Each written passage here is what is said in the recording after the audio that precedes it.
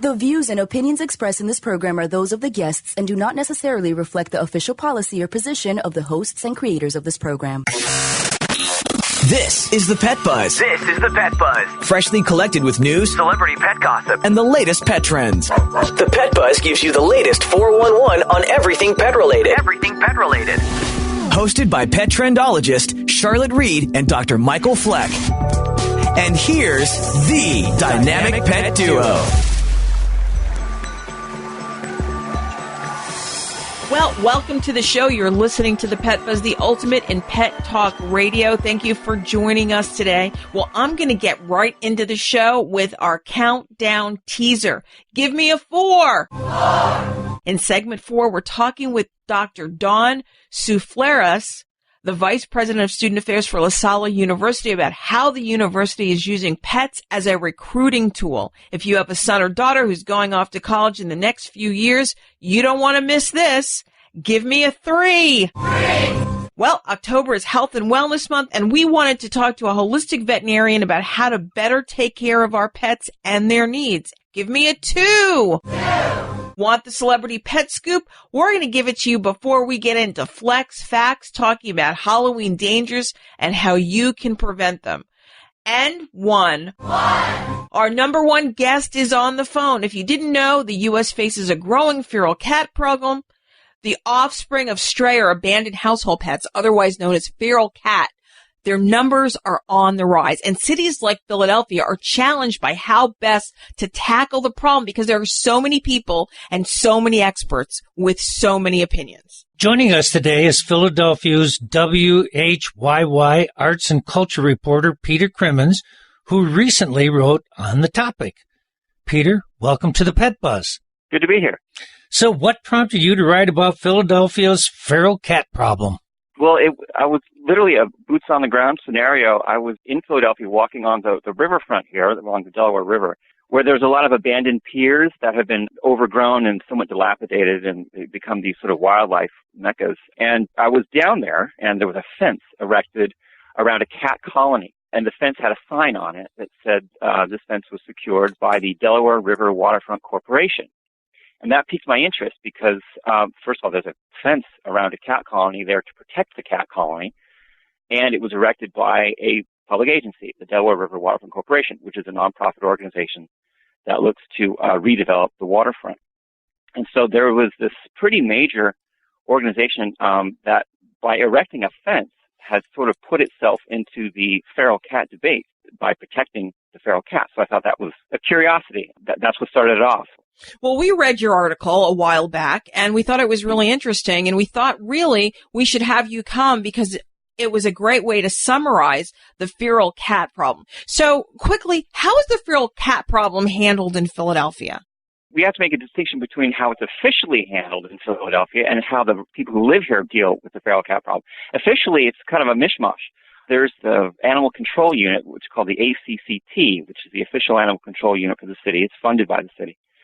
And they do what's called TNR. They train volunteers to do trap, neuter, release program. That's when you find a colony of cats, you trap them, you take them to a clinic and have them neutered, and then you bring them back to where you found them and release them. And it's been proven a reasonably effective way to control the cat population. But the city's Parks and Rec department, they do not have an official policy on what to do with feral cats. In fact, they have a sort of conflicting idea of what to do with it. On their website, they published an article about urging people about the dangers of caring for feral cats, that they cause problems to other wildlife. And they seem to be opposed to managing feral cats in that way. And yet, when I asked them, they said, we don't have a stance on feral cats. And so there's a whole battlefield of opinions. Well, you know what's really interesting for me? One of the things that I thought was really interesting in your article was not the various active groups or governmental agencies or governmental folks. What I thought was interesting was the neighbors. You talked about 2 neighbors who live on the same street. One left cat food out to feed the cats, and then the other one was complaining, who lived right down the street, that said the cat food brings rats. But then the neighbor who left the food out said the cats are good because they kill the rats.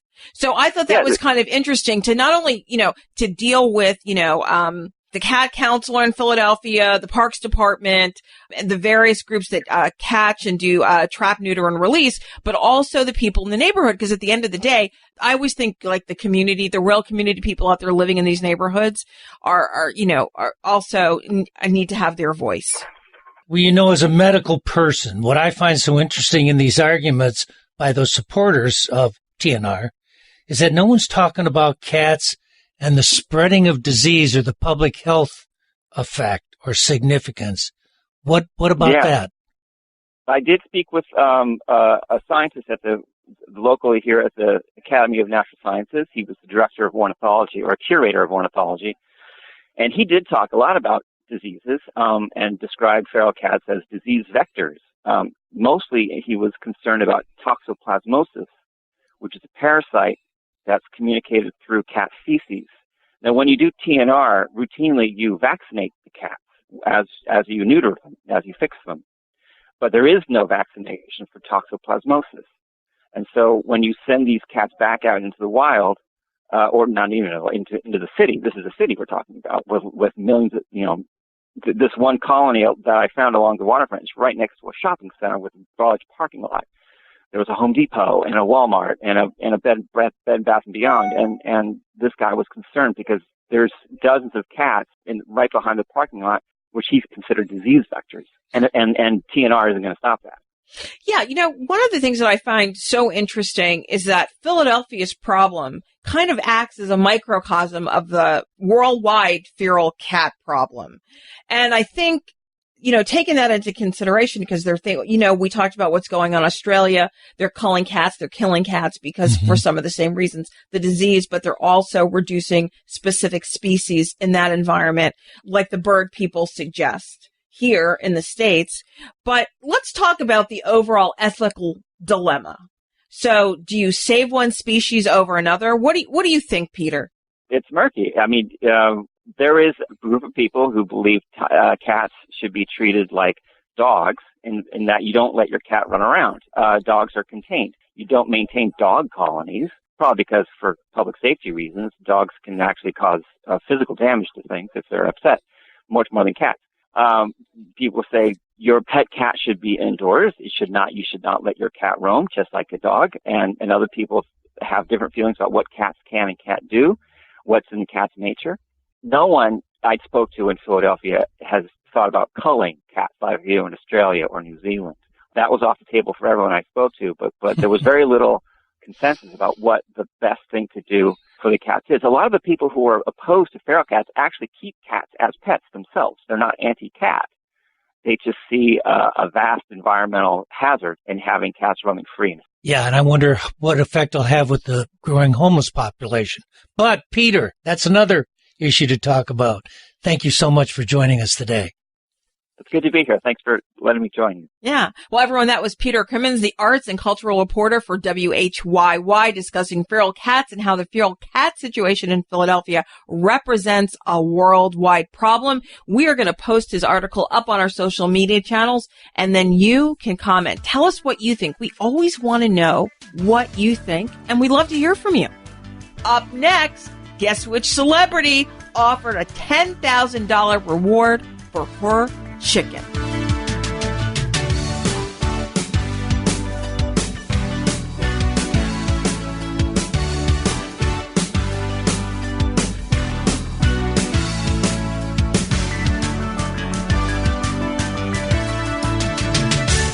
You are listening to The Pet Buzz with pet trendologist Charlotte Reed and veterinarian Dr. Michael Fleck. We would love to communicate with you via social media. Use the PetBuzz social media channels on Twitter and Facebook to make a comment or ask a question.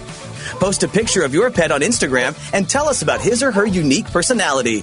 You can also write to us at team@thepetbuzz.com. For more information about our show, our guests, and buzzworthy freebies, visit us at thepetbuzz.com. So I'm a cat, and I just moved in with this new human, and she's got this little toy she's always playing with, all day long. Tap, tap, tap, tap, bloop, bloop. She can't put it down. There it is. Oh, and get this. She even talks to it. Last week, she asked it for Chinese, and guess what? Egg rolls showed up. Like magic. Humans have cool toys. A person is the best thing to happen to a shelter pet. Be that person. Adopt. Brought to you by the Ad Council and the ShelterPetProject.org.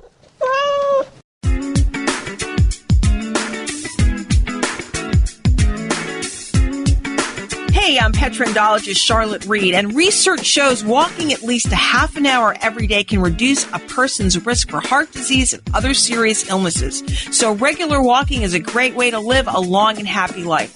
For most dogs, an hour of physical activity each day is necessary and will help them lead healthier lives free of disease. Walking a dog does not only have a physical benefit, there are plenty of psychological benefits for both the dog and the owner.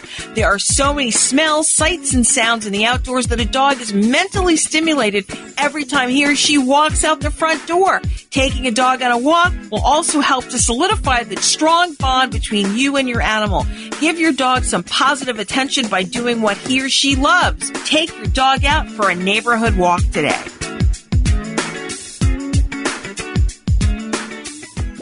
When your doctor recommended omega fatty acids as a daily supplement, he told you that they promoted better heart, brain, skin, joint, and immune system health. Well, doesn't it make sense for your pet to have the same health benefits? EpiPet Whole Fish Treat, an all-natural smoked fish supplement, is 100% bioavailable, bringing your pets the nutrients they need to keep them healthy and happy. We first heard about EpiPet at our local rescue shelter where our family adopted Lucy, a 10-year-old yellow lab. She was in tough shape, but we noticed within just a few days how soft and thick her coat was getting. She has more energy now, loves to chase her favorite tennis ball, and most importantly, how happy and healthy Lucy is now. We could not be happier. Thanks, EpiPet. To order better pet health for your dog or cat, just visit epi-pet.com. That's epi-pet.com.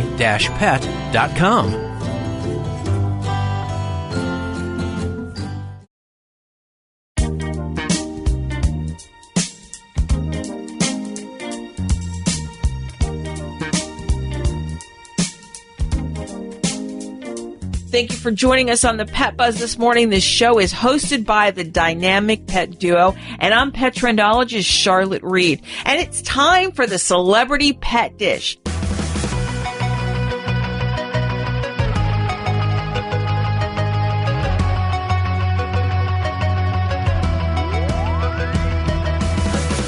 You know, fashion designer Tory Burch lost her chicken. Well, Chicken is a miniature poodle, and Burch offered a hefty $10,000 reward for the dog's safe return home. Burch shared a missing dog poster to Instagram last Tuesday saying that the reward will be given no questions asked. The poster describes 7-month-old Chicken as a brown miniature poodle weighing about 8 pounds. The 7-month-old poodle got spooked Sunday night and ran off while the fashion mogul was walking her at East 62nd Street and Park Avenue in Manhattan. Now, that was according to a police source who told that to the New York Post.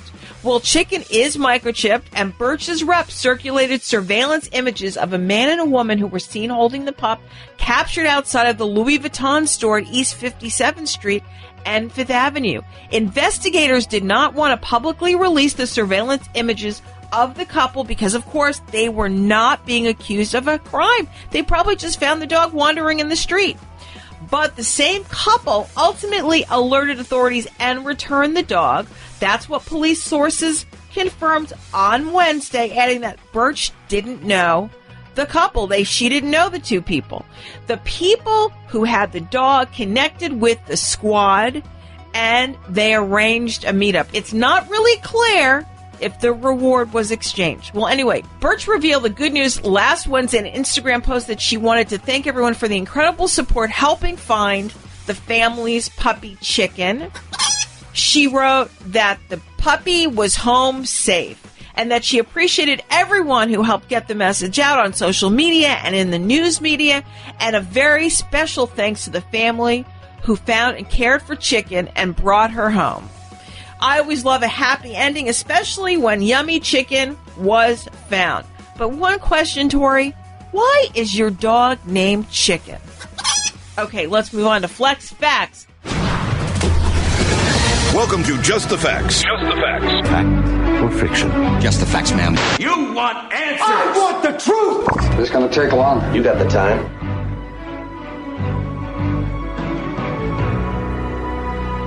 Now, although we've covered Halloween in last week's show, and if you've missed any portion of the show, go to the website or the streaming channels and listen to it. But, you know, one of the things that and in that show, just so you know, we talked about costumes, black cats, and how to reduce diseases at dog events. But I want to review some Halloween safety tips with you.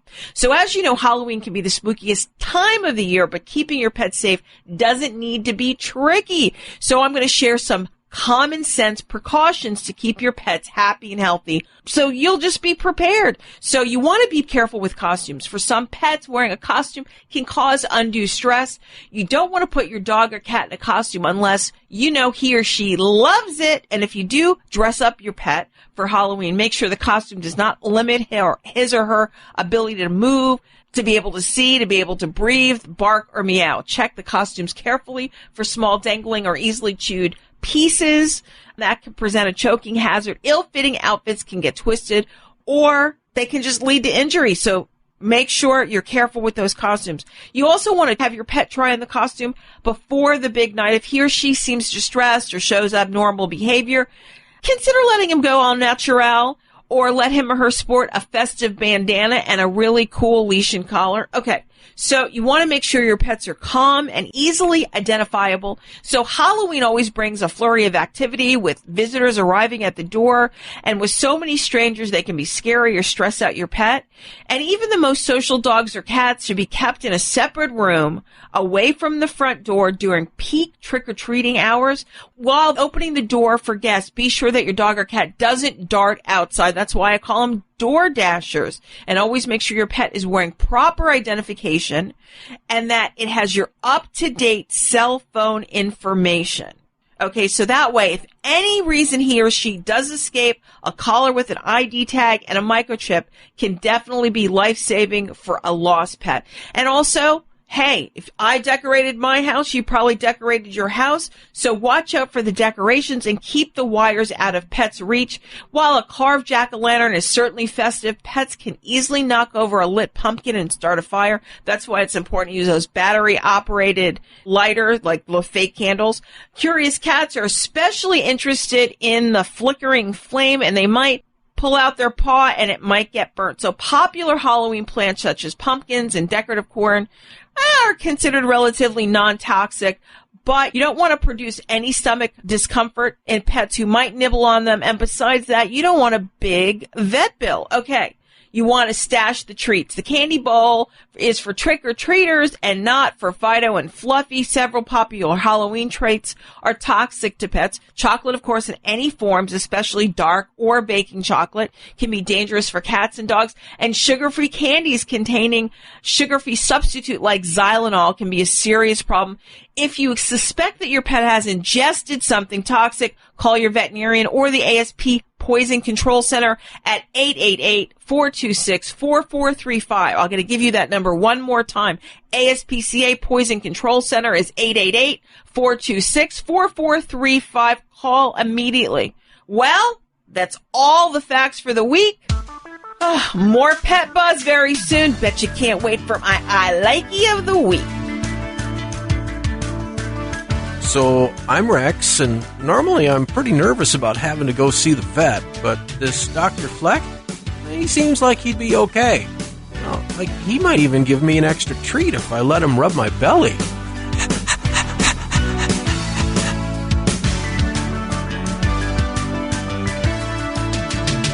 My name is Michelle Schaefer. I'm the mom of 3 boys, and I'm from Haddonfield and North Wildwood, New Jersey. I met Aladdin through my work with Lilo's Promise Animal Rescue, and I foster the emaciated dogs that come into our program. Aladdin came to us. He had been dumped at the side of the road. He weighed about 18 pounds. He had broken bones, other wounds, and he was missing 12 teeth. He was the worst abuse case I had ever seen. The most moving experience that I've had while working with Aladdin were when we were first responders at the Pulse nightclub shooting in Orlando, Florida, and Aladdin usually works off leash. He was on leash that night, and he led me over to a very specific person, and here that man had been in the nightclub the night of the shootings. He and Aladdin shared a very special moment that really made me cry. Aladdin has changed the way I see the world in a million different ways. The main thing is to treat people with kindness and compassion. My name is Michelle Schaefer, and Aladdin and I are individuals. I'm pet expert Charlotte Reed, and I want to remind you how important it is to protect your pet against fleas, ticks, and mosquitoes with preventative tablets and topicals. By giving your dogs and cats preventative meds throughout the year, you are protecting your pet from Lyme disease, heartworm, flea allergies, worms, and more, causing unwanted and costly vet bills. Most importantly, these parasites can infiltrate your home, causing you and your family's health to be compromised. Remember, healthy pet, healthy you. Hey, my name is Rory Diamond. I am the CEO of Canines for Warriors. We are the nation's largest provider of service dogs for disabled American veterans, and we are asking everyone to support Puppies Assisting Wounded Service Persons Act, House Bill 3130. Absolutely critical to do this. It will require the VA to help organizations like Canines for Warriors serve our disabled veterans with incredible life-saving service dogs and to recover from post-traumatic stress. Please contact your member of Congress to support Puppies Assisting Wounded Service Persons Act, House Bill 3130. Does your pet have dry, flaky, and itchy skin? Do you find yourself visiting the veterinarian repeatedly because Fido or Fluffy has skin allergies or ear infections? I love animals and want my pets to be healthy. So I asked our vet, who recommended EpiPet Ear Cleaner. It's super simple, and it even smells good. Every week I use it on both my dog and my cat to gently remove wax and debris. I even told my friend Aiden to try EpiPet on his dog Sophie, who always had red ears. But not anymore. Now we both have happy and healthy pets. Thanks, EpiPet. Developed by a veterinarian, EpiPet is a revolutionary, high-performance skin and ear care product line made with the finest natural ingredients. EpiPet, for you and your pet, means better pet health. For more information, visit epi-pet.com.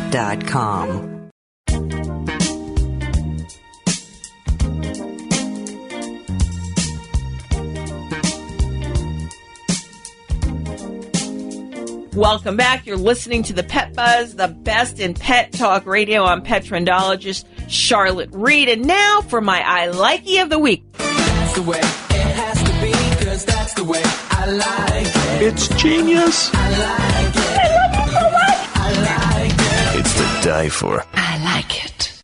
Well, October is National Breast Cancer Awareness Month. Even for dogs, mammary or breast tumors are common in female dogs, but rare in male dogs and cats. Surgical removal is best recommended for most mammary tumors, and I want you to know the stats. So of dogs, poodles, dachshund, and spaniels are often most affected. In cats, Siamese or other Oriental or Asian breeds, and domestic shorthair are most often affected. In dogs, obesity at a young age is a risk factor. Mammary tumors are more common in female dogs that are either not spayed or were spayed after the age of 2 years old. The risk of a dog developing a mammary tumor is 0.5% if spayed before their first heat. That's about 6 months of age, 8% after their first heat, and 26% after their second heat. Cats spayed before 6 months of age have 7 times reduced risk of developing mammary cancer and spaying at any age, and reduces the risk of mammary tumors by 40% in cats.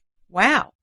More than a quarter of the unspayed female dogs will develop mammary tumors during their lifetime. The risk is much lower for spayed female dogs, male dogs, and cats of either gender. In female dogs, 50% of mammary tumors are benign and 50% are malignant. However, few of the malignant mammary tumors are fatal. In contrast, over 85% of mammary tumors in cats are malignant, and most of these have an aggressive biologic behavior. Okay, to show my support for breast cancer awareness in people and pets, my dogs are sporting the Frenchie's store I Love Tata's cooling bandana, in which all of the proceeds benefit breast cancer. So depending on where you live and what the temperature is, either soak it and wring it out or don't. The cooling light mesh fabric will stay cold for hours. One size fits all. The heart symbol, which is made out of a French bulldog's head with the ears, and of course a pair of breasts. So it's Breast Cancer Awareness Month. So of course the bandana is pink. And once again, like I said, all proceeds raised from the bandana visit breast cancer. So check out the Frenchie store. I'm going to make sure I put that bandana on our social media channels so that you can see it. Okay, so let's move into our next interview. Just so you know, October is National Pet Wellness Month. During this month, I want to take a look at more holistic approaches to pet care. So joining us today is veterinarian Dr. Neil Civila, the owner of Dancing Paws Animal Wellness Center, an integrative veterinary practice in Northeast Ohio. He is also the president of the American Holistic Veterinary Medical Association. Thank you so much and welcome to the Pet Buzz, Dr. Civila. Nice to be here. Before we get started, it's my understanding that you have recently finished a program, a Zen Buddhist ministry, as well as Korean and Vietnamese Zen traditions programs. So do you incorporate these philosophies into your practice when you treat animals? And if so, how do you do it? Sure, absolutely. In our practice, we see a lot of geriatric patients, and so there's a lot of end-of-life decisions that need to be made and quality-of-life decisions, and so it's able to help me to help those pets the best I can and also their people. What is holistic veterinary medicine for those of us who don't know? Well, just by its basic definition, holistic medicine is looking at, in our case, the pet or the animal, looking at their whole existence rather than a specific disease, and also looking at it in the context of their environment. So are they in an environment with other pets? What is their relationship to their environment and to their people? Interesting. So how can a pet and its owner benefit from working with a holistic veterinarian practitioner? Well, Charlotte, initially what we did was termed alternative, but really the way we feel that the definition has changed now to integrative, that we can offer some things, some treatments that traditional medicine can't, and that we can complement those treatments. So we can, help pets deal better with the effects of treatment for cancer or for other diseases. We can address some things that traditional medicine can't. Okay, so let's talk about that integrative approach versus the kind of, I guess you could say, conventional veterinarian. So talk a little bit about the differences and maybe how you treat some of the I guess problems that we see more pets are having. Sure. The basis for a lot of what we do, depending on the practitioner, would be nutrition, looking at diet and how that plays into their disease, other effects of the environment, whether there are chemicals involved, that sort of thing. The things that we do, we counsel people on judicious use of vaccines and surgery and medication. So we may be able to sometimes complement or in some cases replace medication that's being used if that perhaps those medications haven't worked for the pet, or if the medications are helping the pet but the pet's system can't tolerate them any longer. So would that be with herbs, for example? Exactly, yes. Okay. Yeah. Yeah, that's kind of really interesting in itself. You must have a whole supply of herbs at your practice. Yes, we do. We try to cover every possibility, and also our suppliers are really good, so if we need something, we can get it quickly. Yeah, I can't remember the last time a veterinarian ever spoke to me about what my food choices were for my pets. So I think that's also a really big component because, they always say we are what we eat, correct? That's exactly right. Yeah, we don't get a lot of that. Still, veterinary students don't get a lot of that in their training, and so it's really incumbent upon us to become more knowledgeable and to offer our clients the best options for feeding their pet based on their needs and of course their pocketbook. I guess according to the American Obesity Association, American pets are fat like their owners. So that's one issue that it's really hard to tackle, especially when Americans are fat and they don't even want to, and they're resistant to tackle that problem for themselves. So how do we go, I guess in your case, if I were to bring my pet in, how do we tackle that issue together? Well, first we take a look at the pet's condition, their body weight, and whether they're carrying extra weight, talk about what sort of food you're feeding, what sort of exercise the pet is getting, and just maybe try to make some changes based on, again, a lot of times in our practice it's based on number of pets in the household. We have a kind of a gold standard maybe diet we'd recommend for that pet, but maybe we have to scale it back because there are 4 or 5 other pets in the household, and we just take all of those factors into consideration and come up with, whether it's plan A, B, or C, and we'll take a hard look at the exact items they're being fed, the quality of that food, as well as the volume. So let's talk about some of the treatments, because I know people are always curious. And I know you specialize in chiropractic. Is that correct? Well, that's one of the things we do here. Yes, in our practice, we do chiropractic, we do acupuncture, we do herbs as well. We do some rehabilitation. We use essential oils. Other practitioners use homeopathy and other forms of holistic care. So I think it would be really exciting for a first-time pet owner to come to you, or any pet owner actually, and just see how the approaches are different. So do you work with other quote-unquote conventional veterinarians when treating a pet as well, especially one maybe who has cancer? Definitely. So, the more modern approach to what we do is integrative, like I mentioned earlier. And so in my office, I'm the only practitioner, and we only do these holistic therapies. So I consider myself a part of the animal's healthcare team. And so, we work in concert with their primary care veterinarian, with any specialists they might be seeing. So your example of a pet with cancer, maybe we're coordinating with the oncologist, we're coordinating with their primary care veterinarian. Maybe they have an eye problem as well. If it's an aged pet, we've got the ophthalmologist involved. So, yeah, we definitely work with the other veterinarians that are involved in the animal's care. Great. Well, Dr. Sevilla, thank you so much for joining us today and talking about this integrative approach to veterinary medicine. I think it sounds fascinating. And to learn more about you, tell us where we can go. What's your website?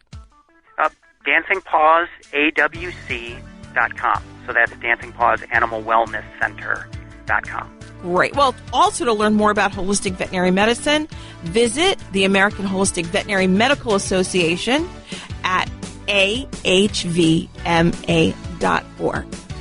Stay tuned. We'll be back in a buzzworthy moment.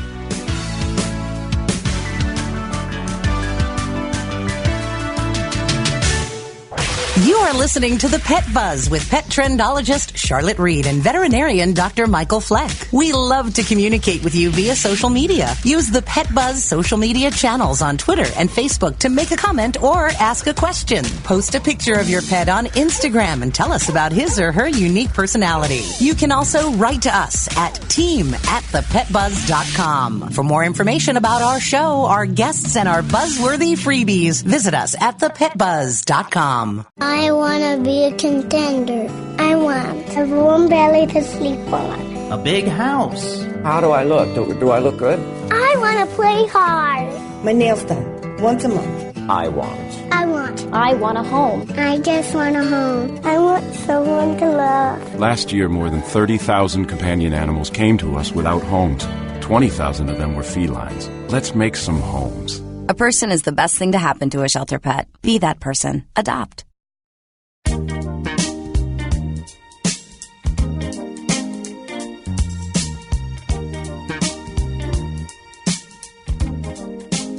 I'm pet trendologist Charlotte Reed, and just so you know, we're urban, suburban, and country.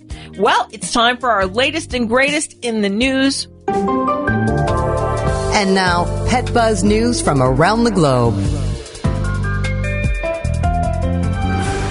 I'm going to talk about some Uber today. Uber has definitely been in the news a lot in the past years for not some good things, but now I want to report about their newest initiative, which is all good. Uber is rolling out a new feature called Uber Pet for ride sharers who want to bring a furry friend on their journey.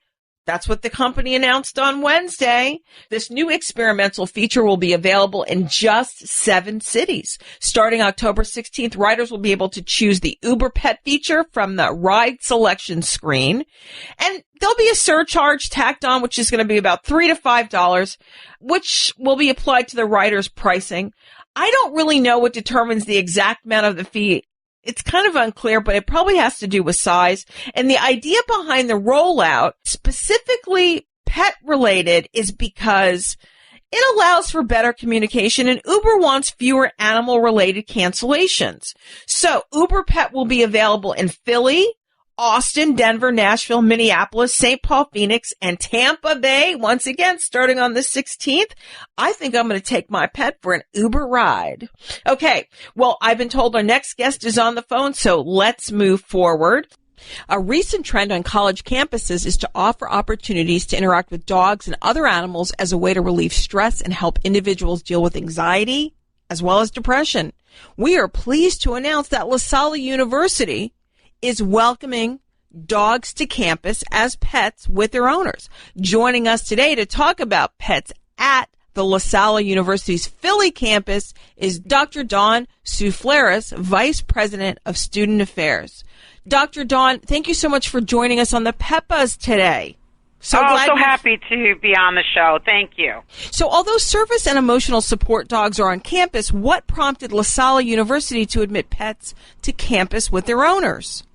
Well, we had seen a large number of emotional support animals in general coming to campus.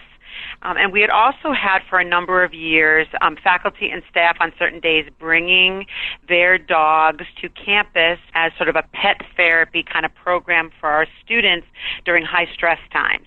And what we saw over and over is how much the students really, really related to having dogs on campus, many of them talking about how much they wish that they were able to bring their pet to campus and how much better they felt in terms of stress levels and focus and feeling like campus was more like home. And so that made us stop and say, why couldn't we make that happen at the university? And so we started investigating what it would be like to have a dog-friendly residence hall on campus, and it really took off from there. And okay, so let's talk a little bit more about the benefits of having dogs on campus. I know when exams are coming or when those critical days are coming, it's a nice idea. It's a great idea. It makes students feel much better to have a dog that they can pet and they can cuddle with and they can enjoy. But what are some of the other benefits that you see? We are trying to teach our students how to be very independent, how to be autonomous, how to take care of themselves, how to take care of others as part of our mission. And so having a pet on campus, particularly a dog, gives students some structure, gives students the opportunity to care for something else other than just themselves. It is also an opportunity for many of our students to interact with other students, because quite often we will see students who are walking their dog across campus and other students will come up to them and say, "Hi, can I meet your dog?" or "What's your name?"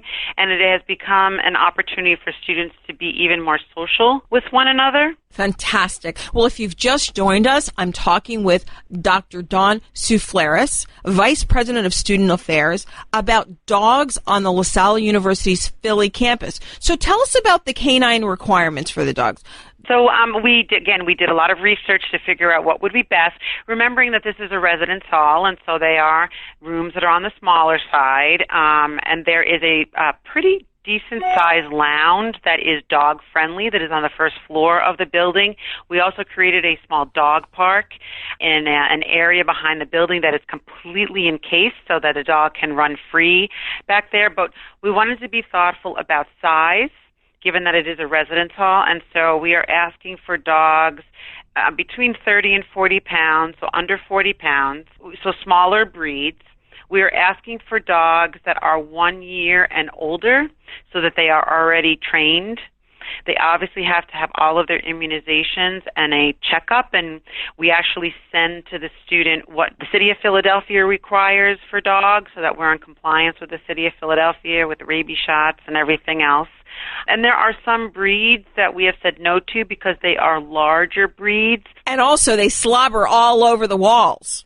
Well, they do slobber a little bit, but I will tell you, we also rolled out a new mascot, or we call a pupscot, which is Angus the Explorer, which is a bulldog, and he has been donated to us by one of our trustees, and he lives in that hall too, and he will be at all of our sporting events this year, and has already been at some of our admissions open houses, and he does slobber and give you lots of slobbery kisses, but we're okay with the slobbering.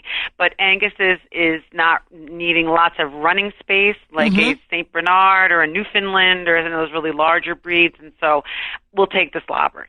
Okay, so the new residence hall. So I understand you have a dog park there. Now, I heard you have a dog shower for the dogs, too. Is that true?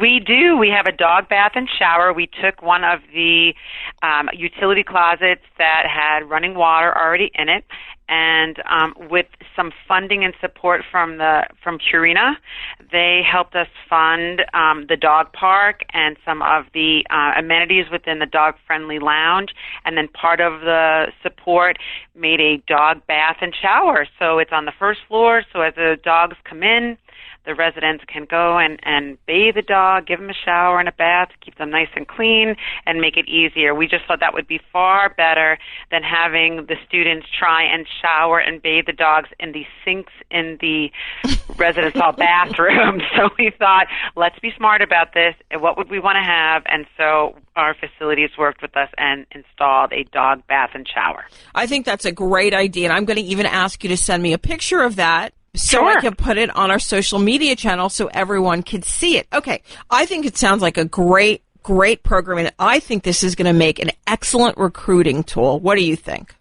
Oh, I do too. Our admissions counselors are fired up that they get to go out now for next year's fall incoming class and are able to talk about this. They were waiting this year for it to open, and they are on the road already, and they have started those conversations and already are hearing some great feedback. And our first open house of prospective students was 2 weekends ago, and Angus, our bulldog mascot, walked down the aisle to cheers from parents and prospective students. So we think this is going to be something that will be very memorable about LaSalle as students are looking for where they're going to go to college. Well, hot dog. I think it sounds like an excellent program. I have to tell you, I go to the National Dog Show every year, and I always interview David Fry, who's a good friend of mine, as well as John O'Hurley, and he's like a big brother to me, Wayne Ferguson. So I'm going to definitely stop by in probably about, I'm going to say less than 2 months, because I want to come by and see the dog-friendly campus at LaSalle.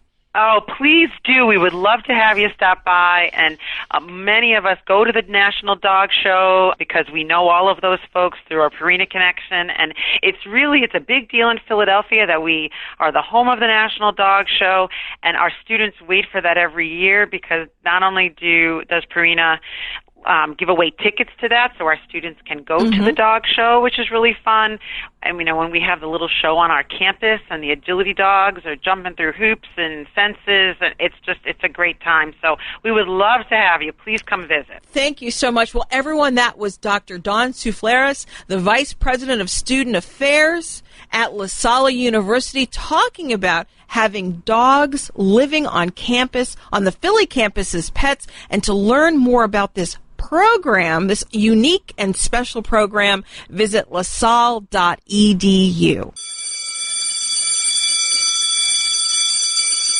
Well, there's the sound. It's always too soon, and we got to wrap the show. But before we go, we want to give you a preview for next week's show.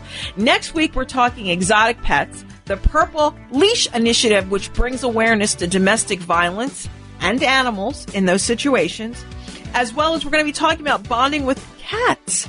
We got to give special thanks to Peter Crimmins, Dr. Savula, and Dr. Dawn Souffleris. And, of course, we must thank our sponsors, the Animal Medical Center of Bradenton and EpiPet, making better skin, coat, and ear care products for healthier pets everywhere. Now, if you have a question, write us at team@thepetbuzz.com. We'll cover it on next week's show. And if you've missed any portion of this show, visit our social media channels as well as our favorite streaming channels and listen to the Link podcast on Monday morning. But most importantly, remember, we're here each week to help you take better care of your pets. Peace out and pet love. Goodbye. Thank you for listening to this episode of The Pet Buzz. The Pet Buzz is hosted by the dynamic pet duo, pet trendologist Charlotte Reed and Dr. Michael Fleck. Tune in each week for the latest 411 on everything pet related. Visit our website at www.thepetbuzz.com. Learn more about us, the show, and our guests. My name is Mike Ruiz, and I was born and raised in Montreal, Canada, and now I live in New Jersey. The thing that made me fall in love with Oliver was the very first time I met him. He was being fostered by a friend of mine whom I was visiting. I opened the door to my friend's house, and Oliver came running up to me, sat at my feet, and looked up at me with the most beautiful, big, brown, soulful eyes. And within 24 hours, I had filled out all the paperwork, and Oliver was my son. Sadly, I lost Oliver in August of 2018. I wanted to commemorate him in a way that was very meaningful.